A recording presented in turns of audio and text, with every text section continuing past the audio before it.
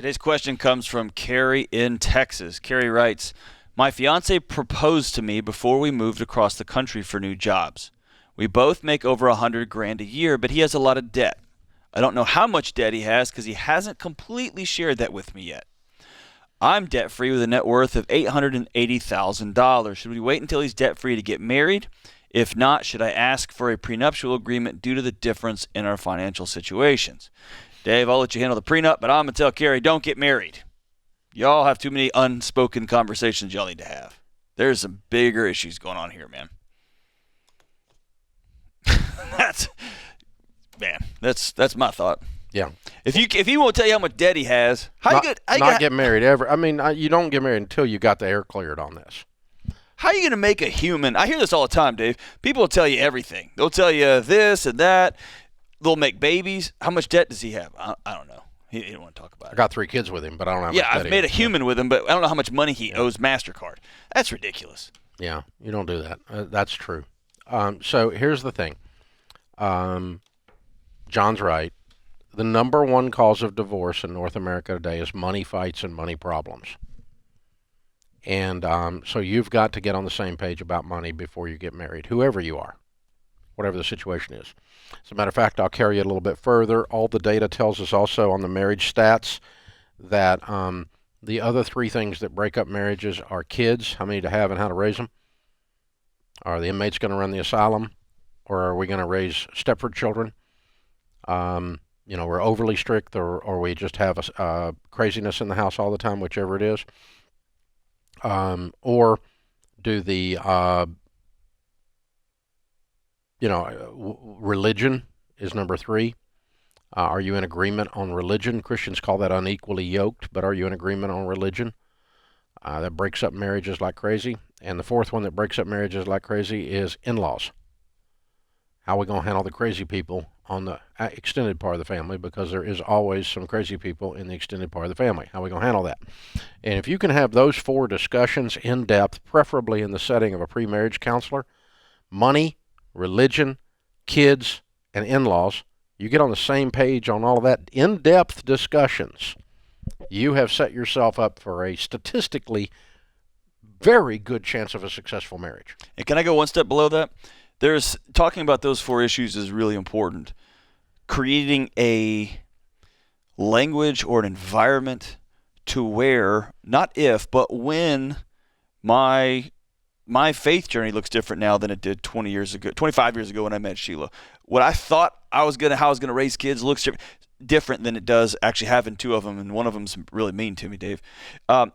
It changes, right? So how are we going to have these conversations together as we roll too? But I mean, what are the principles, the guiding values? That's right. Yes. Yeah, what the are these guiding values of this are? Yeah. And so it's just, I mean, one of you is way over here. That's right. And the other one's way over there on something. You're going to struggle. You really are. It's going to be an issue. So back to your question, though. So number 1, you guys have got to sit down and get on the same page. You have to know everything about his money. He has to know everything about your money, including your fears of having a good net worth while he doesn't. And that's a good part of the money discussion. I do not recommend prenups unless the difference in the wealth is extreme. Yours is borderline. If you got $1 million and he has a negative $500,000 of net worth because he's got $500,000 of student loan debt and no money, that's pretty extreme. It's $1.5 million swing. So you may want to consider it at that point.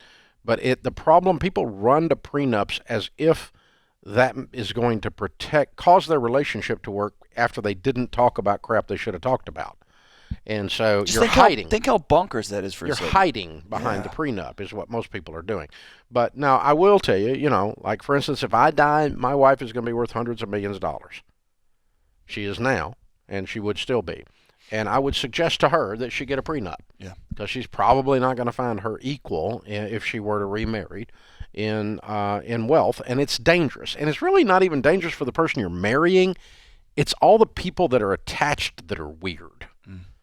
Like your crazy uncle comes out of his crazy uncle comes out of the closet once he figures out that the financial closet, once he figures out that his nephew married a rich girl. That's exactly right. And gonna he's going trip to and show up fall. over there with all these new ideas about a pizza parlor he wants to open, and this kind of crap. Or he's going to slip and hurt his knee on so your back patio. Prenup helps with some of that because you just look at Uncle Crazy Pizza and go, no, I ain't got anything. Shit's her deal. We got a prenup and can't touch it. So it helps with running off the crazies and managing them because they do come out of the woodwork, the more difference that there is. Two broke people get together, none of the crazies care. That's right. So, but one of them's rich. One of the crazies is all interested now, So, and that's what I see this with, like, we work with pro athletes, or we work with music people around Nashville and this kind of stuff, and we see that occasionally. So there's an occasion for that. When I first started, I would just say no prenups no matter what, but I've seen enough crazy that I now am okay with that in an extreme situation.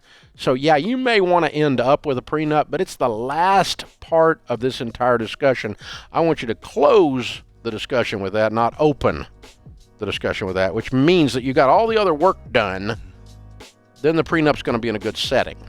And it's mainly to keep the other people out, not him. But don't start a marriage moving across the country together when you won't even talk about how much money you have. Don't even move across the country together when you can't even talk about money. You won't talk about how scared you are of his situation. There's so much unspoken. Don't start a marriage with secrets.